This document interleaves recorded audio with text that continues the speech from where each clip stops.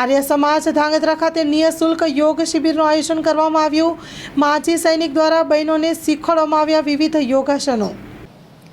મારું નામ લીના મિલન ત્રિવેદી છે અને આર્ય સમાજની અંદર લગભગ 6-7 મહિનાથી આજે યોગના ક્લાસ ચાલુ છે। 6-7 મહિના પહેલાં એક યોગ શિબિર વસંત સરે શરૂ કરી હતી અને તેમાં બહેનો માટે નિઃશુલ્ક અહીંયા લગભગ 1.25 કલાક જેટલા સમય માટે યોગ ક્લાસ ચલાવવામાં આવે છે।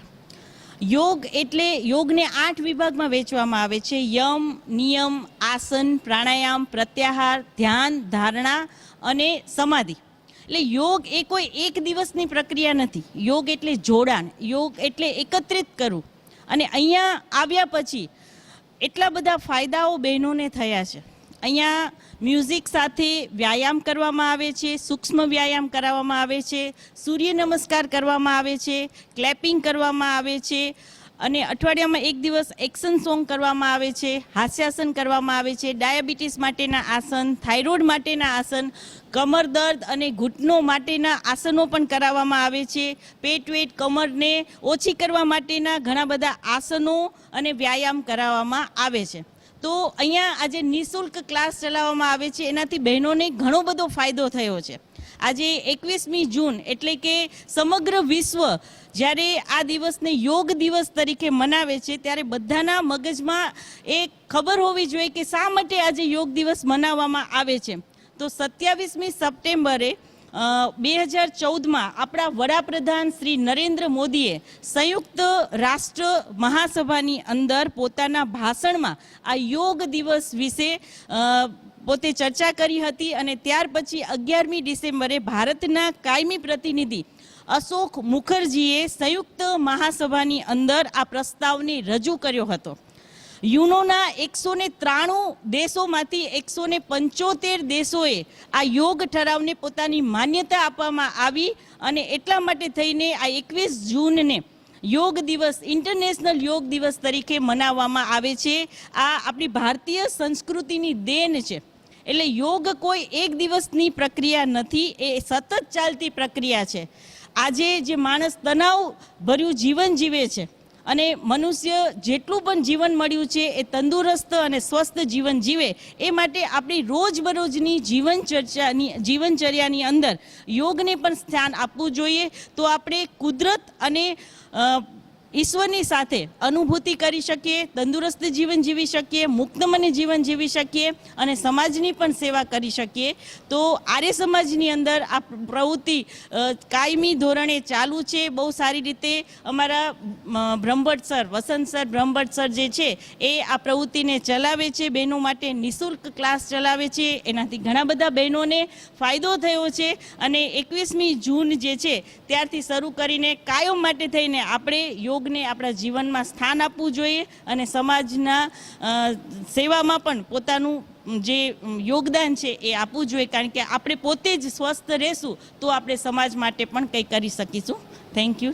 જિજ્ઞા નિલેશભાઈ ત્રિવેદી, અમે ધાંગધ્રામાં આર્ય સમાજ પાસે જ રહીએ છીએ અને વસંતભાઈ બ્રહ્મભટ્ટ અહીંયા અમને 6-7 મહિનાથી અમને જે ટ્રેનિંગ આપી છે યોગની એ અમને બહુ સરસ। શરૂઆતમાં કોઈને કાંઈ જ આવડતું નહોતું, કેવી રીતના યોગ શું કહેવાય, કેવી રીતના આસન શું છે, કેવી રીતના બેસવાનું, કેવી રીતના ઉઠવાનું, પાણી કેવી રીતે પીવું, પડખું ફરીને કેવી રીતના ઊભા થવું, દરેક જાતની ટ્રેનિંગ વસંતભાઈ અમને અહીંયા આપી છે અને એનાથી બધી બહેનોને ફાયદો। શરૂઆતમાં એમને એક શિબિર કરી હતી પણ એ શિબિર પૂરી થઈ ગયા પછી બધી બહેનોને એટલો બધો આનંદ આવ્યો, ઘરમાંથી એ પોતાના માટે ટાઈમ કાઢી શકતી નહોતી પણ એમને એમ થયું કે જો આવી પ્રવૃત્તિ અહીંયા કાયમ માટે ચાલતી હોય તો અમને 1 કલાક મળે। ઘરેથી એ લોકો પોતાનો ટાઈમ 24 કલાક ઘરમાં આપતા હોય છે તો લેડીઝને એમ થયું કે અમે 1 કલાક અમારા પોતાના માટે કાઢીએ। તો વસંતભાઈને વિનંતી કરી બધાએ કે જો અમને અહીંયા તમે રેગ્યુલર ટ્રેનિંગ આપો તો અમે બધા આવવા માટે તૈયાર છીએ। એટલે અહીંયા ખુશીથી અમને બધાને હા પાડી, નિઃશુલ્ક અહીંયા ટ્રેનિંગ ચાલુ કરી અને આજે 6-7 મહિના થઈ ગયા અને અમે બધી બહેનો તૈયાર થઈ ગઈ છીએ કે અમે સ્કૂલમાં કે ઘરમાં પોતાની જાતે અહીંયા ક્યારેય રજા હોય તો અથવા તો જાતે બધી બહેનો ગ્રુપ બનાવીને પણ સરસ મજાના યોગ કરી શકે છે અને દરેકનું સ્વાસ્થ્ય સારું રહે છે।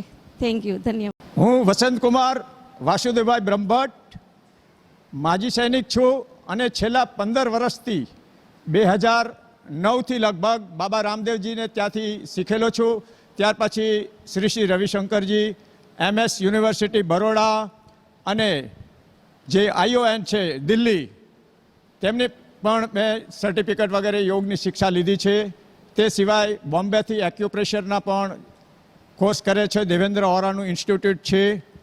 અને ત્યારબાદ મેં લગભગ આજ દિન સુધી ભોપાલ, ઇન્દોર, ગાંધીનગર, અમદાવાદ, વડોદરા અને બીજા ઘણા જગ્યાએ યોગની શિક્ષા લોકોને આપેલી છે.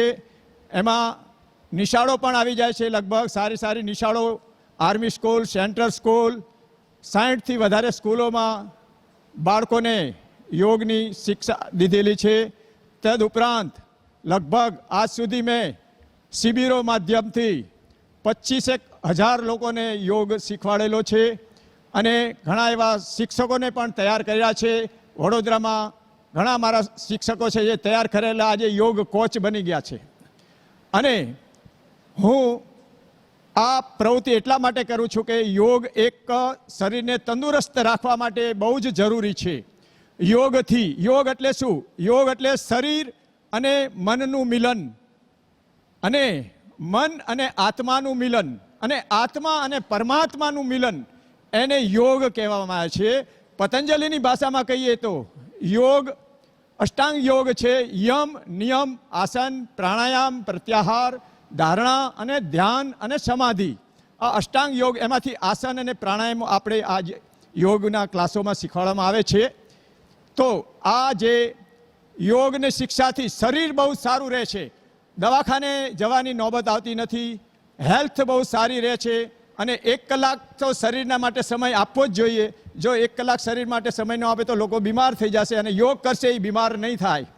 આજે હું મારું ઉદાહરણ આપું. 68 વર્ષની ઉંમર છે મારી, અને હમણાં હું બેંગ્લોર ગયો તો 30 વર્ષ સુધી 30 માળ સુધી હું ચડી ગયો તો ઉપર, અને નીચે ઉતરી ગયો ફક્ત 12 થી 13 મિનિટની અંદર.